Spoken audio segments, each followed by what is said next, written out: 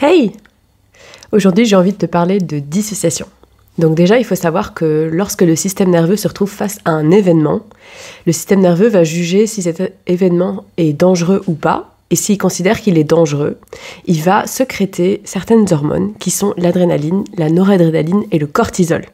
Et ça qui va faire que du coup, on va être activé et qu'on va pouvoir mettre en place certaines réponses de survie, à savoir fight ou flight, donc combat ou fuite.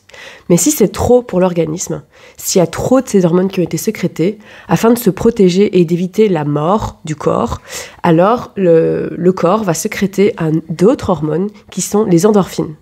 Et c'est ça qui va amener à un effondrement de la dissociation et ou de la sidération.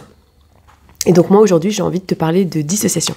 Donc pour ma part, je vis de façon dissociée depuis plus de 10 ans maintenant, sachant que je souffre d'un trouble de la personnalité borderline. Et en fait je vis de façon dissociée tout simplement parce que j'ai vécu des événements qui ont été beaucoup trop traumatisants, surtout en termes de symptômes physiologiques. C'était tellement fort que du coup vivre est devenu traumatisant pour mon corps et que donc du coup mon corps pour se protéger a décidé de se dissocier. C'était moins fort, moins intense, moins grave que des crises d'angoisse et cette sensation d'hypervigilance que je ressentais en permanence. Et aujourd'hui, j'ai envie de te dire que je sens que petit à petit, je sors de la dissociation. Je me rends compte parce que je me rends compte ces derniers jours que j'ai beaucoup plus accès à des souvenirs de mon enfance, des souvenirs de mon adolescence, des souvenirs de quand j'étais jeune adulte. Des souvenirs, ils ont rien de spécial, mais je m'en souviens alors que je m'en souvenais plus. Et c'est comme si, et d'ailleurs c'est tout à fait logique physiologiquement parlant, c'est comme si j'y avais plus accès pendant longtemps, mais que là, de nouveau, j'avais accès à ces différents souvenirs parce que la dissociation diminuait. Et du coup, j'ai envie de te raconter tout ce que je mets en place pour faire diminuer cette dissociation. Et le pire dans tout ça, c'est que c'est même pas grâce à des thérapies. Ça fait 10 ans que je suis des thérapies pour essayer de diminuer la dissociation. J'ai pris des antidépresseurs, j'ai vu plein de psychologues différents et la dissociation n'a pas diminué d'un poil. Et là, c'est en apprenant notamment à réguler mon système nerveux que je sens que la dissociation part. Donc déjà, il y a le fait que j'ai arrêté l'alcool depuis déjà plus d'1 mois et je sens que mon esprit est beaucoup plus clair. Il y a le fait que j'ai décidé d'accueillir mes émotions. Donc je me dis en boucle la phrase suivante: les émotions, elles sont temporaires et inoffensives.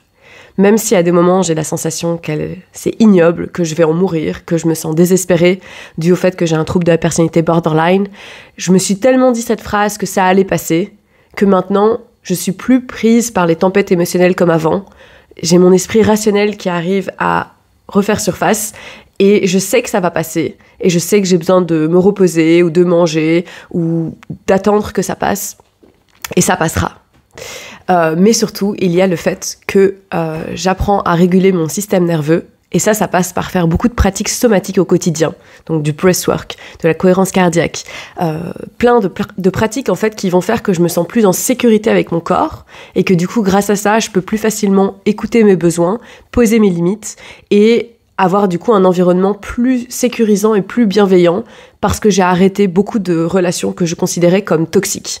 Et je pense que c'est tout cet ensemble de choses, au-delà des thérapies, parce que bien sûr c'est hyper important d'avoir aussi une thérapie et un suivi, qui font que je me sens mieux avec moi-même, plus en sécurité et que du coup je me sens tout simplement moins traumatisée. Je suis pas encore sortie de la dissociation, mais je sens que clairement il y a un énorme progrès. Et ça ne va faire que continuer de s'améliorer. Et donc, j'avais vraiment envie de te donner cette lueur d'espoir. Et je te souhaite une bonne journée.